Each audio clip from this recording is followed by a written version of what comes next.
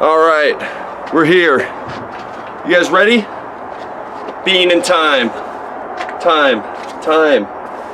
Being. Time. Martin Heidegger, greatest philosopher of the 20th century. We're here. To anyone who disagrees with Heidegger being the greatest philosopher of the 20th century, fuck you. We're here. All right. Martin Heidegger, German philosopher. Seminal work, Being in Time, obviously, written in the 1920s, and got into Heidegger. As many people who follow this channel might know, psychology was my first love, and I started digging into philosophical approaches to what a human being is. Obviously, as you learn more about the history of Western philosophy, you realize the first almost 2,000 years of it was just people trying to figure out what knowledge was, right? And you finally discover, well, there was one guy who kind of started talking about what it is to be human, and his name was Heidegger, this guy. So after Nietzsche and Sartre, I found Heidegger, and he quickly became my favorite philosopher. Ontologically, I think he tells us more about what it is to exist in the world. As Hubert Dreyfus once said, he is the philosopher who shows you how the I constructs the world, right? And what he means by that is how the subject constructs and, I hate to use the word bees in the world, but he shows you the way a subject interacts with the world from a first-hand perspective and how that subject creates what he sees cognitively, all right? And I know cognitively is a modern term, but essentially that's what he's doing. Even though he would say, I'm showing you how being creates the world, right? How being in the world interacts. So, 480-page book. This is going to be the background book that I'm doing while we're talking about the traditionalists. I have a book, it isn't here yet, it's coming tomorrow. It's called Spiritual Authority and Temporal Power by Rene Guénon. And I will be going through that book at a quicker pace because I'm really going to go through this in the most dense way possible. The video we have right now is about 8 pages. So, and not 8 pages of note. I have about 7 pages of note on 8 pages. I got about 5 and a half pages of notes for 8 pages of reading, okay? So that it's going to be one of those kind of things. It's not going to be like the other books where it's more like, you know, here's a chapter and I have 9 pages of notes, you know, here's 40 pages. This is a lot more dense than those. So, probably going to be about 45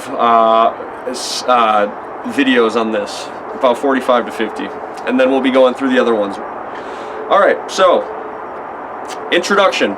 All right, it's a 30-page introduction before the book even starts, okay? The first 2 videos I put out are, well, there's 2 introductions, right? The first introduction is 15 pages, the second one's about 15 pages. First 2 videos is just going to be the first introduction, okay? So, this is called Exposition of the Question of the Meaning of Being. Alright? So, the necessity, structure, and priority of the question is the subchapter. The whole introduction is called Exposition of the Question of the Meaning of Being. The subchapter, Necessity, Structure, and Priority of the Question of Being. So, the question of being has been forgotten. That's not good. Alright guys, we can't forget about that. And Heidegger says, even though it's progressive to do metaphysics again, so he's writing in the 1920s, so at the beginning of modernity in the 1800s, metaphysics was gay.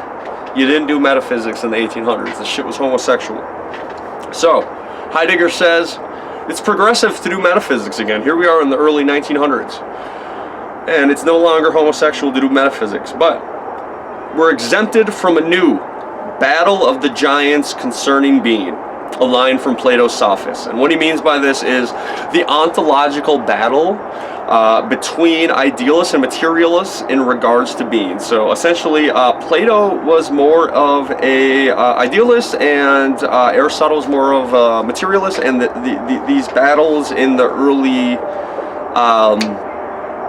early days of philosophy continued all the way to Hegel. But it's been trivialized, Heidegger says. Even in the time of the Greeks, a dogma had developed which thought of the question of being as superfluous. Thinking being is the most universal and empty concept. So it really resists any definition, and it doesn't need one because everyone knows what it means. They would say, Heidegger, you're a fucking idiot. We know what being is. I don't have time for this. You're just wasting my time. You know, go back to fucking 18-year-old students. We don't have time for this. Go back to fucking Hannah Ardette. We don't have time to talk about this, all right? You're an idiot. And he said, you know what, man?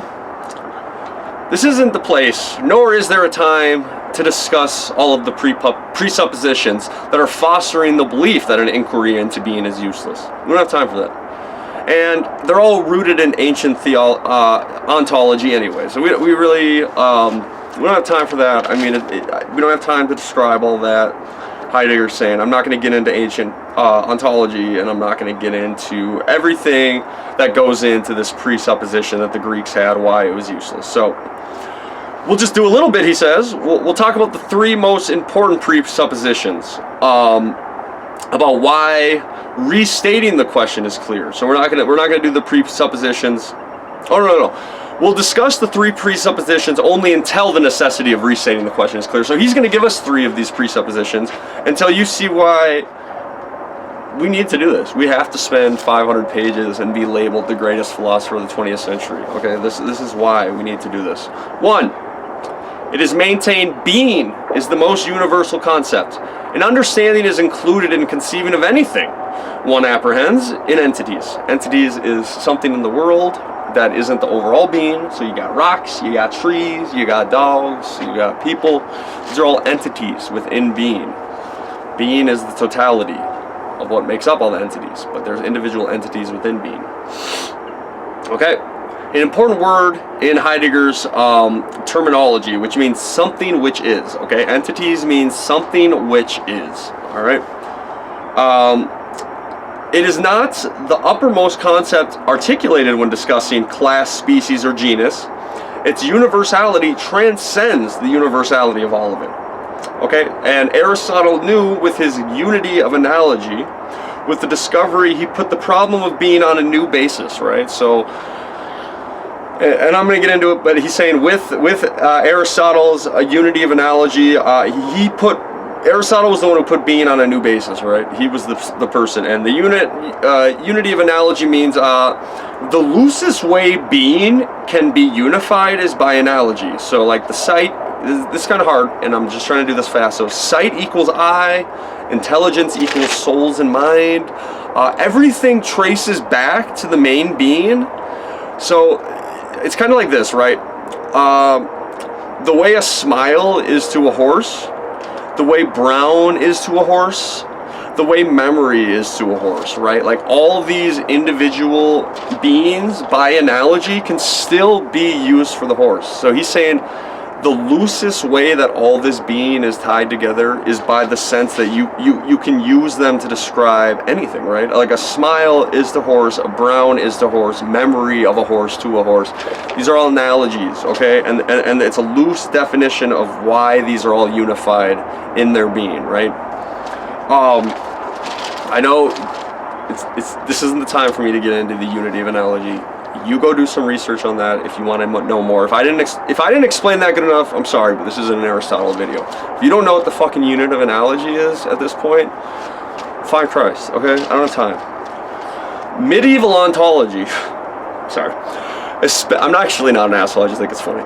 Medieval ontology, especially the Thomas and Scotus, discussed extensively and never reached clarity, okay? Like, the followers of Duns Scotus, the followers of Thomas Aquinas, they were just beefing forever, and they just never even came to anything for almost, when did Hegel write? 1700s? No, because it would have been longer.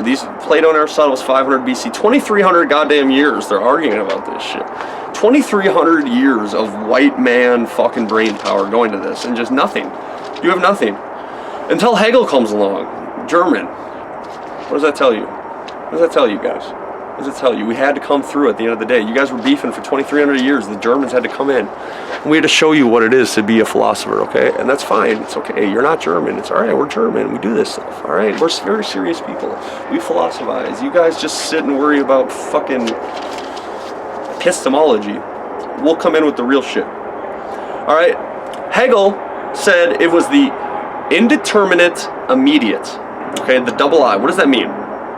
It's the purest being in its simplest and emptiest terms. There's nothing before it, and that's why it's immediate. There's nothing leading up to it. And indeterminate means it's simple, it's empty, it's kind of like a blank slate. He's saying being at its core is kind of this blank slate that has nothing coming up to it, nothing leading up to it, and it has nothing attached to it, right? It's just like if you looked at this, what is this? I don't know. It's not a notebook. I have no adjective to describe it. What is it? It's just, if it was nothing, if I had no concept for it, it would just be an indeterminate immediate, right? It's right here, right now. It's immediate, and there's no adjectives describing it. It's indeterminate. Okay. Once again, and honestly, I know more about Aristotle than Hegel, so you'll have to go back and Hegel's something I want to get to. If you don't understand that, go back, just watch some YouTube video about the double I, the Hegel concept, the Hegelian concept. So, if it is said that being is the most universal concept, this does not mean it is the clearest, right? Or it needs no longer discussion. It's rather the darkest of all. All right? Just like the German heart. All right. 2. Being is indefinable, which comes from its supreme universality. Being cannot be conceived as an entity, nor acquire a character as to have entity applied to it. We can't, here, I'll just keep going. This means we cannot apply to be the concept of definition as presented in traditional logic, which itself is based on ancient ontology and can give way to characterize an entity. So what Heidegger's saying is, fine, ancient ontology, you discovered a way through traditional logic in which individual entities within being can be given definitions, and that's great, that's fine and dandy, man, that's fucking great. But it's nothing, is what Heidegger's saying. We need the totality of being. We need to know what being is about. Not just, I don't need to know what a horse is about. All right, you tell me a horse is just this entity with 4 legs and it runs. It's great. Great. What is all of it? What is everything? What is the meaning of this everythingness, right? He's saying that this traditional logic, the totality of being can't be given the characterization of an entity, because an entity is, what did we say earlier? It's something that is, that was the, something which is. An entity is something which is in being, right? Like it's an individual thing that exists within being. But we can't give the totality of being the characterization of an entity. Being, this is 3, is self-evident. Anytime one cognizes, makes an assertion, comports towards entities, or even oneself, some use is made of being, and it's held as intelligible. We already have this, or we would do nothing, Heidegger says. Not only does the question of being lack an answer, but the question is obscure and lacks an answer. All right? Wait. Not only does the question of being lack an answer, but the question is obscure. I don't know why I wrote that. I wrote something wrong there. That doesn't make sense. So if the question is to be revised, we must work out a way of formulating it. I think that's what I was trying to put. The question is obscure and lacks a formulation, I think is what, if I remember right, that's what he said. So if the question is to be revised, we must work out a way of formulating it. Okay, we don't even have a formulation of how to ask the question of being, Heidegger says. The ancient logic, the traditional logic helps with entities, but not being. So, we get to subsection 2 of introduction 1, the formal structure of the question of being. If it is the fundamental question, it must be made transparent and in an appropriate way. That's fair. What belongs to any question? What does belong to any question? Is this something you've thought about before? When you ask a question, what is the structure of said question? Every inquiry is seeking. You're seeking something. Okay. You ask somebody, what time are we going to the restaurant? You're seeking an answer. You're seeking from this person the time in which we must arrive, right? Beautiful. Every seeking is guided by what is sought. Okay? What you're seeking is obviously, or every expedition, every seeking of something, every travel, it's guided by what is sought, right? Like you're traveling to the forest to find an ancient diamond, and it's in a particular place. The route in which you take to find this ancient diamond is going to be guided by where the ancient diamond is, right? There we go. That's not too hard. They say Heidegger's a hard philosopher. What are they saying? All right. So, for an entity with regard to the fact that it is, and its being as it is, alright, I'm going to say that again. Seeking for an entity with regard to the fact that it is, and its being as it is, alright? Inquiry can be investigating. Every inquiry has that which is asked about. Inquiry about something is an inquiry of something, okay? That which is asked about is that which is being interrogated, alright? So the thing we're asking about, being, is the thing in which is being interrogated, right? The thing we're asking questions about, alright? It's not even just the thing that is being asked about. We're asking questions to it, basically. He's saying we're asking, what is being? We're interrogating being, right? We're interrogating what the makeup of being is. Investigative questions that are specifically theoretical, because this is theoretical. We don't have an objective answer to what being is. We have no calculator that can calculate what being is. These are theoretical answers. What's asked about equals determined and conceptualized. Okay? So what we are asking about being, we are trying to determine what it is and conceptualize what it is, right? This is all fair, right? So basically this whole paragraph, we'll go through it one more time. Every inquiry is seeking, we're seeking something. The seeker is guided by what is sought. So being, we're being guided by being. Seeking for an entity with regard to the fact that it is, and its being in it is. So what we're trying to find it out is what being is, and being's being as it is. Alright, I know that's confusing. We're investigating it through inquiry. Inquiry is an investigation. So, by inquiring being, we're interrogating being, and by investigating being, we're trying to determine and conceptualize what being is through interrogating it. Alright, I know that's a lot. You can rewind, rewatch these. You can buy the book, go through it with me. That which is to be found by asking. This is what is intended. Alright? When we ask the meaning of being, that which is to be found by asking is what is intended. I know, it sounds stupid. I know it was just very simple. It sounds like you're explaining to a baby what asking a question is, but this is important. We're clarifying exactly what we're doing here. This is what is intended, and with it, the inquiry reaches its goal. So, when we find what is to be found by asking the meaning of the question of being, then the inquiry reaches its goal. Fair enough. Inquiry is behavior of an entity, so it has the character of being. Right? Right? You're asking a question casually, you're asking a question explicitly, you're asking a question sneakily. These are all modes of being. How are you asking the question? It's not just the question. How are you asking the question? Are you asking it threateningly? Are you threatening to beat up being itself in order to interrogate it? Which, if was an option, I might do it. It's not an option. So I guess we have to ask the question philosophically, right? Threateningly is not going to work. So, what he's saying is, the inquirer itself has a mode of being when asked. Questioning is a mode of being. Explicit questioning is a mode of being. Casually questioning is a mode. Threateningly questioning is a mode of being. I myself am in a certain mode of being when asking being what it is. Okay? Because I myself am an entity within being who takes different modes of being.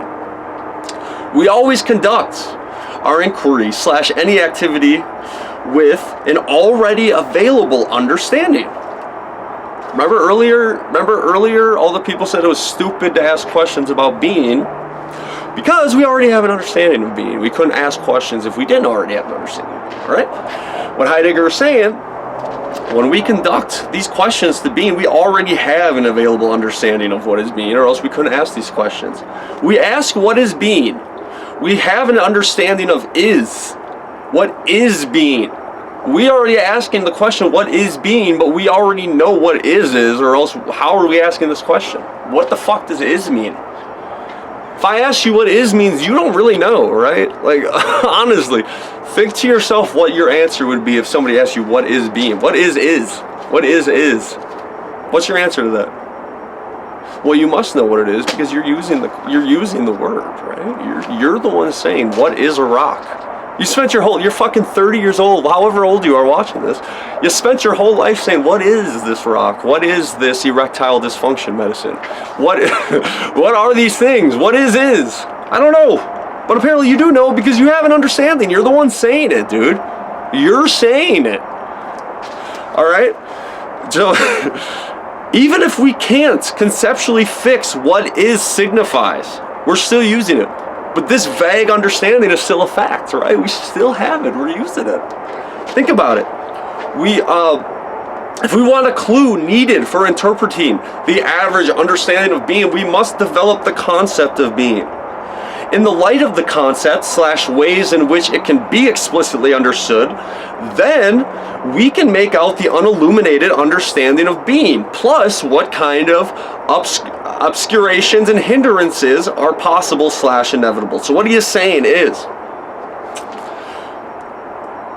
in the light of the concept / ways in which we understand being, so when we explicitly draw out what we mean by this average understanding, it's going to show us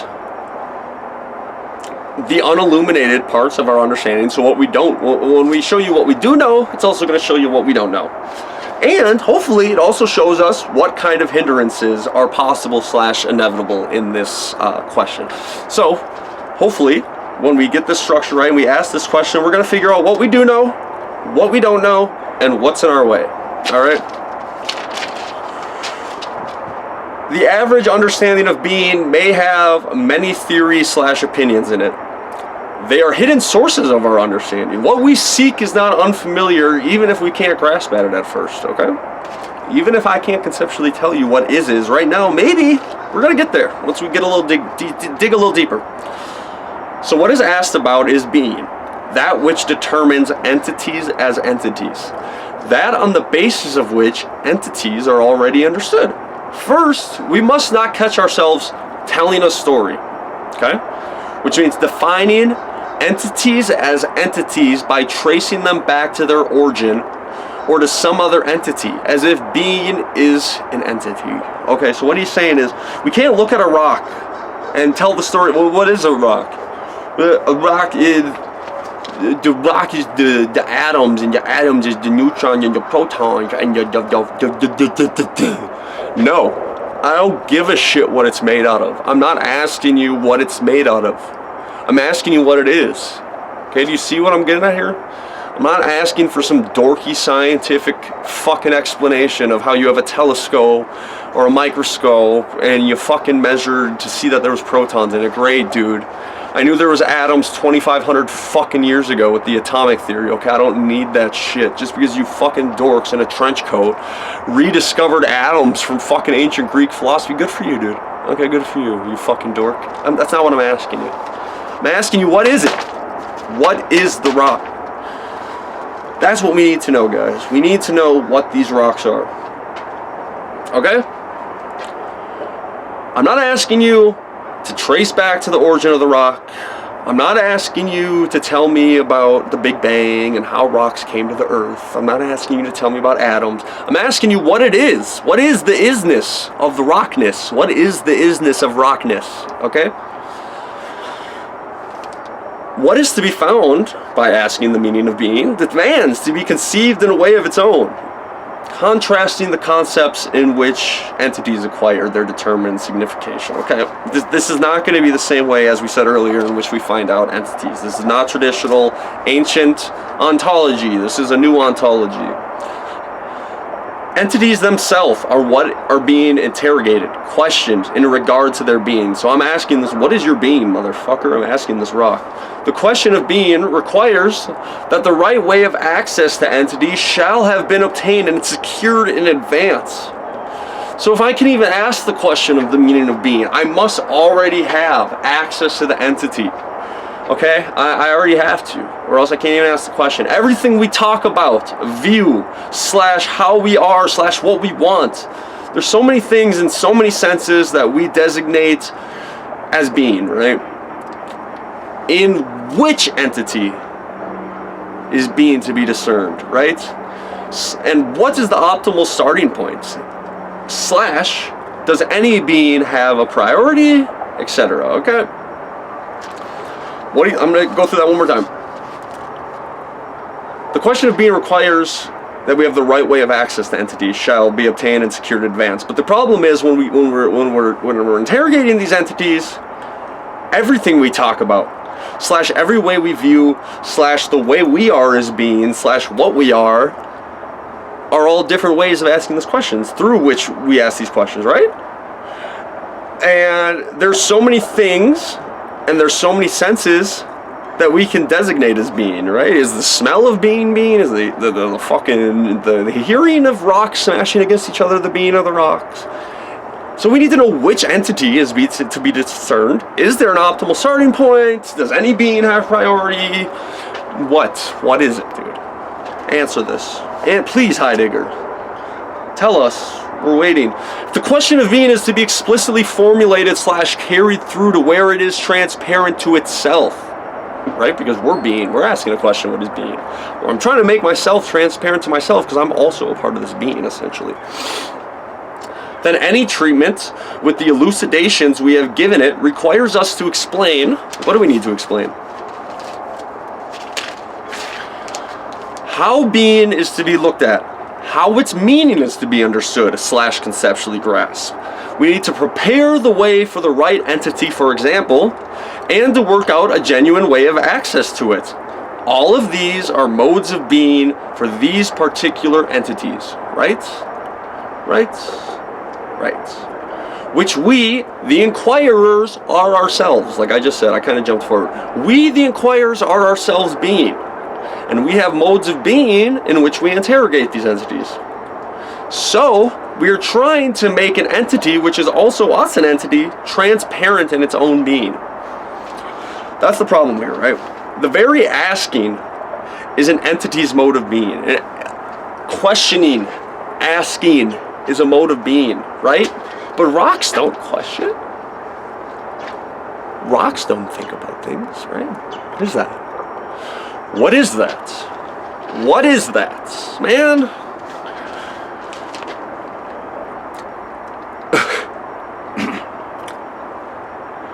So it gets its essential characteristic from what it is inquired about. Yep. The type of entity we are, an entity who can inquire as a possible mode of being, we shall denote Dasein.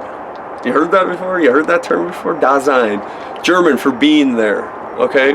Da, there. Sein, being. There, being. Being there. You are a being, you're there, and it's part of time, right? Being in time. Think about it. Hey, he got you there with that one. That was pretty clever. Being and time, Dasein. Think about it. All right, got your ass. Got your dumb ass. In order to formulate the question, we must give a proper explication of Dasein. Here we go. This is where it's going to get fun, right? You said, Jordan, what does all this question of being have to do with... You said you got into Heidegger because he talks about what is it to be a human being. So what the fuck does all this question of being have to do? All right. What he is saying, I think I'm jumping ahead again, is we are a certain kind of being. We are the type of being that can think about its own being. We are the type of being that can think of other types of being. We are the type of being who can think of being. What the fuck is that? You ever seen a gecko ask about what the fuck a gecko is? No, you haven't. Geckos don't do that. Daseins do that.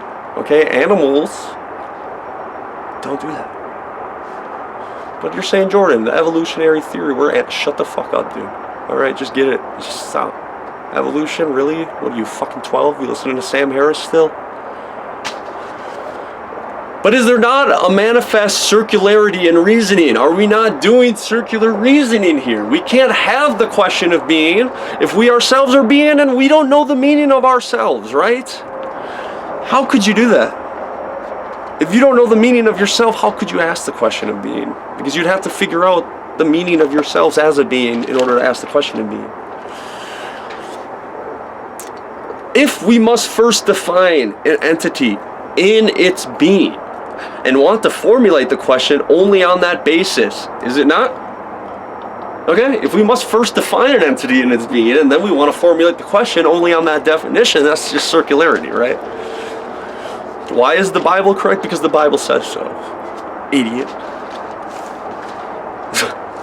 circular reasoning. Because God said so, bitch. That's why. Have we not presupposed something only the answer can bring? In a matter of fact, no. Nah, Heidegger says. He says you're a fucking idiot for even thinking that, you fucking fool. We can determine the nature of entities in their being without having the meaning of being. Or we'd have no ontological knowledge, right? I mean, obviously. 2,500 years of ontology would have just been for loss. Heidegger says that's stupid. We know things about ontology. We've built upon these ideals of ontology. But we didn't have the meaning of being, right? So what does that mean? What is he saying? This presupposing of being is a guiding activity of taking a look at being arises from the average understanding of being in which we always operate and in which in the end belongs to existential constitution of design. What is he saying? What is he saying? This presuppose... Okay, I'm just going to jump ahead here because it's just going to make it easier. He's essentially saying ideology, right? What he is saying is the totality of your facts, your thoughts, your being in the world, everything. Your ideology, right? If you're a Christian, your being is Christian. The way you view things in the world, your pre-understanding of objects in the world and of the world is a Christian pre-understanding. If you're a Muslim, you're a scientific atheist, you're a Buddhist, that's your pre-understanding of being, right? The way I look at these trees, if I'm an atheist, my pre-understanding of what a tree is built by my guiding ideology. If I look at a tree and I say that's a creation of God, then I have a religious pre-understanding. If I look at a tree and I say it's just a fucking bunch of matter put together, cold, empty matter, where I can put a noose on and hang my depressed atheist ass. That's all it is. You know what I mean? These pre-understandings are how we see the world. Okay. So, presupposing of being, he's saying your pre-understanding of being, your ideology is basically what he's saying. Your ideology is your pre-understanding. You know, a lot of design scholars would say, well, I don't really want to use that word because there's a lot of connotations with that word and there's a lot of other philosophical concepts built off ideology. So they're not going to, a lot of people aren't going to use that word, which I get it, but essentially that's what he's saying. And I don't even want to use that word because it's not ideology, it's totality of being. But to a atheist or to someone who hasn't studied Heidegger, this is probably the best way to put it. A pre-understanding of being is an ideology, essentially, is what he's saying. So what he's saying is the average understanding of being within a community, within a world. So we're going to get to these concepts too. I'm jumping ahead, but I'm sorry, I just kind of have to. It makes it easier to explain to you. A Christian society, a bunch of people, they're together in a society, they all have this average understanding of being, which is a Christian understanding. Bunch of fucking atheists in an atheist society, you're living in fucking, I don't know, communist fucking Russia, they have an atheist, communist understanding of being. The issue is not one of grounding something by such a derivation, which means tracing from a source or root. But one of laying bare the grounds for it and exhibiting. Okay, we are not trying to take being and ground it in something. We are trying to make bare the grounds of being from a person's understanding. So remember at the beginning I said what Heidegger is doing is showing how the I creates the world. This is what I'm talking about. He is showing you how the subject, Dasein, creates their totality of understanding of being, the world. The totality of being, the world. Okay. We're not tracing it back to an original source or root. We're laying bare what Dasein sees and showing you. We're exhibiting it.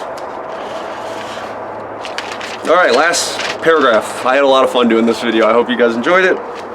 There is no circular reasoning, but rather a remarkable relatedness, backwards or forward, which being bears to the question itself as a mode of being to the entity. There is a way, perhaps a special one, in which entities with the characteristics of design are related to the question of being. But So to make it clear, Heidegger says we haven't fully proven that design has a special priority, or that we have to start with it, but indeed, something like the priority of design has announced itself. Heidegger says, the fact that I can see through my eyes and ears that design seems to be the only object within being that questions its own being. And he does say later in his philosophical career, if aliens somewhere in the world still have this, somewhere in the universe have this intellectual capability of questioning its own being, that's still a Dasein, okay? This isn't only a human being. This is, Dasein is something, it's a characteristic of an entity, okay? It's not an entity, right? Well, I mean, it is, but it's like, he's saying that, like, an alien Dasein would still be a design if it had the capability of questioning its being, okay? It doesn't have to be a human, is what he's saying. And if somehow we found a species of animals in a cave that we'd never discovered before, and that thing could write books and question its being, that would be a Dasein too, even if it didn't look anywhere like, you know, a two-legged standing bipod or whatever the fuck they call it. So, I had a lot of fun. I'm hoping to get to the second video pretty soon. So what did we learn today? Trying to figure out the meaning of being. We're going to use Dasein. We're going to give an exhibition of ourselves to show you this remarkable relatedness, backwards or forward. Okay, we're going to show you how, through this process of Dasein's relatedness with the world, like I said at the beginning, how Dasein creates the world. Okay, and I'll give you a little heads up. The next thing is, the next chapter is going to be called The Ontological Priority of the Question of Being. So why is this such a high priority for ontological knowledge? Okay, guys, I had a lot of fun. I hope you enjoyed it. I promise. I know the introductions were a little, you know, dense, and we're trying to get through a different way of talking to you. Okay, we're going to try to break you out of that's materialistic mindsets. Okay, we're gonna break you out of that. All right, don't worry about it, guys. All right, peace the fuck out. You know what it is, guys. Always follow God, stay sober, sign a prenup. You know how those American whores are. All right, guys.